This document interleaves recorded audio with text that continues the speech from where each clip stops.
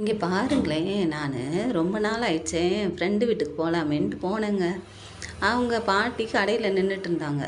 என்னம்மா இந்த பக்கம் நாங்கள் சரி ரொம்ப நாள் ஆயிடுச்சே பார்க்கலாமேன்னு வந்தேன். நானும் அதாம்மா பார்த்தேன்.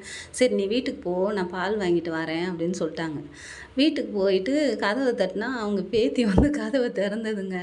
உடனே என்னடி குளிக்க போனியா? அதனால தான் நான் அவசரத்தில் கதவை திறந்துட்டேனா? சரி சரி போய் குளி, உங்கள் பாட்டி வந்துருவாங்கண்ணே. இல்லைங்க ஆண்டி, நான் பாத்திரம் தேய்ச்சிக்கிட்டு இருந்தேன் அப்படின்னுச்சு. உடனே சரின்னா அவங்க பாட்டியும் வந்துருச்சு. பேசிக்கிட்டே இருந்தாங்க பாருங்க. அந்த பாப்பா அது பாட்டுக்கு பாத்திரம் தேய்ச்சது வந்தது. ஒரு சின்னதாக ஒரு டவுசர் போட்டுக்கிச்சு, மேலே ஒரு ஜிம்மி போட்டுக்குச்சு. அது பாட்டுக்கு வந்து என் பக்கத்தில் உட்காந்துக்கிட்டு இருந்தது.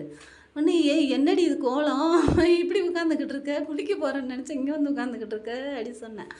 அதுக்கு அது சொன்னிச்சு, இல்லைங்க ஆண்டி இதான் இப்போ ஃபேஷன் அப்படின்னுச்சு. இதான் ஃபேஷனா? ஏன் ஃபேஷன் இந்த ஷோலெல்லாம் நடப்பாங்களே அதுவா? அவங்கள பார்த்துருக்கீங்களாங்க? மேலே ஒன்றுமே இருக்காது, ஆனால் 1 கிலோமீட்டர் துணியை தொங்க விட்டுட்டு போவாங்க. அது சொன்னேன், அது அவங்க டிவிக்காண்டி அப்படி இருப்பாங்கடி, நீ ஏண்டி இப்படி உட்காந்துருக்கேன்னு. அந்த பாப்பா சின்ன பிள்ளையா இருக்கையில் எங்கள் வீட்டில் தாங்க இருக்கும்.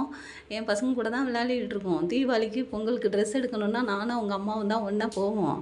அப்போ அங்கே போய் நின்றுட்டு நாங்கள் சும்மா லெக்கின்ஸ் அது மாதிரி எடுப்போம். அது ரூ. 2000 கீழே இழுபடு பாருங்க கெவுனு. அது கேட்கும், இல்லை பட்டு பாவாடை கேட்கும். எப்போவுமே ஃபுல்லாக ட்ரெஸ் போட்டுக்கும். அப்படியே சால்வை தூக்கி தலையில் போட்டுக்கும்.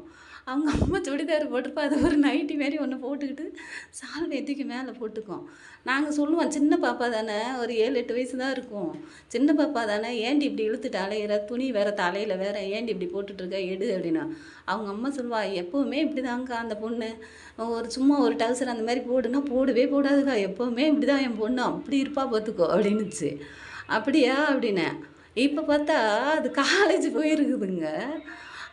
சின்ன பிள்ளையா இருக்கும்போது ஃபுல்லாக ட்ரெஸ்ஸு போட்டிருக்குது. காலேஜ் போன உடனேவும் ஃபேஷன் சொல்லிட்டு சும்மா ஸ்கர்ட்டு போட்டு மேலே ஒரு ஜிம்மி போட்டிருக்குங்க. ஓ இதுதான் ஃபேஷனா? இது ஃபேஷன் இல்லடி. பெண் சுதந்திரம்னா என்ன தெரியுமா?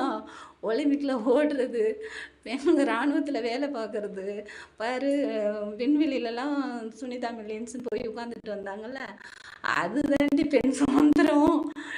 துணியை அவுத்து போட்டுட்டு அலையிறதில்ல, போடி மாத்து அப்படின்னு.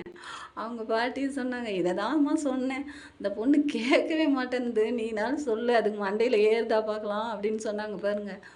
அப்போ பாருங்களேன், டிவியை பார்த்து சின்ன பிள்ளையில இருக்கிறது கூட மாறி ட்ரெஸ்ஸு கொஞ்சம் கொஞ்சமாக குறைஞ்சி மேலே போய் நின்றுதுங்க.